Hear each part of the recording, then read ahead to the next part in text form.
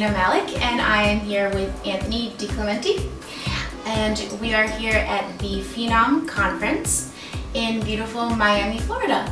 So Anthony, what do you think about the first Phenom conference? I think it's been amazing. Learned a lot of great information, met some really cool people. It seemed to be a great success, Dana. A great intimate access to decision makers, other accredited investors from all over the world, and most importantly for me, deal flow from CEOs in a very transparent setting. So I loved all of it. 2 days down here in Miami, so it beats the weather in Des Moines, Iowa. I had a chance to learn a little bit more background as far as on the companies that I've kind of been doing some research on and investing in already, and kind of a good mix of getting to meet some of the other people that are also investing alongside me. I like it's a smaller, more intimate group, which I like a lot because everyone gets to connect. Sometimes at like these really big events with thousands of people, you end up ironically not meeting anybody. Well, Eric does a lot of research into these companies, and one of the things I like about his investments just in general is the fact that he thoroughly researches the management team. Eric and I actually met in Miami 4 years ago after I had seen him guest blog on someone else's blog and reached out to him.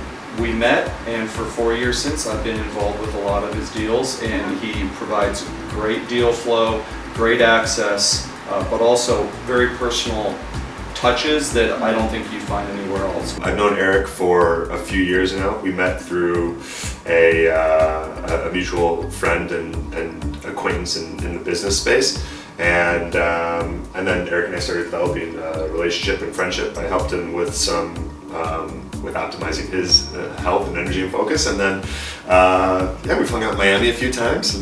I found out about the newsletter and Eric through just researching some gold stocks, and he had made some recommendations. Well, I heard about the conference through Eric. He promoted it through his email, and it lined up with a vacation that we were having down this way anyways, and so I thought we would just extend the vacation a little bit longer. Very nice.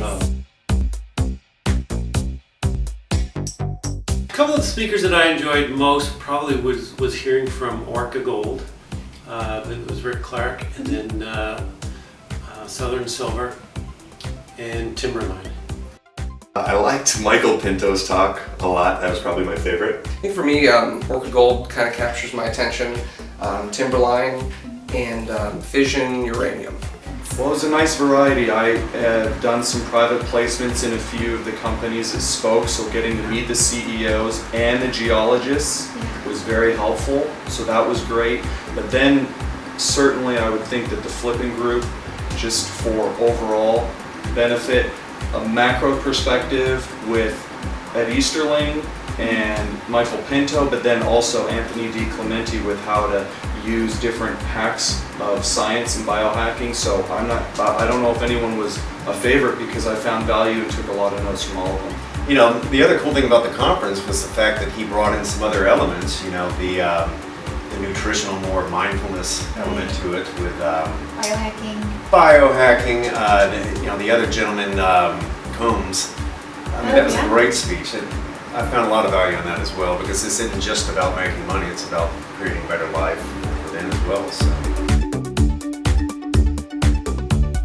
Did you meet anyone that you think you're going to stay in contact with after all of this is finished? Yes, there's probably, I'd say 7 or 8 individuals as far as we're going to keep up on emails and just kind of push ideas back and forth of some of the recommendations. Anthony DiClementi, he and I have some mutual friends in common, we found out, so I think we might try to do some, I would call it more informal masterminding, stuff like that. And then I probably will keep in touch with Chris Duzick of the Flippin' Group, just because he's in College Station and has probably we share some similar interests, so that was good too. You know, I hope so. Continuing to do some networking while here. I think the one thing about this conference, it's been a tight schedule. I mean, everything from the entertainment through all the speakers. So I'm sticking around the rest of the weekend, and I plan on making as many contacts and meeting as many people as I can the rest of the weekend and trying to keep in touch.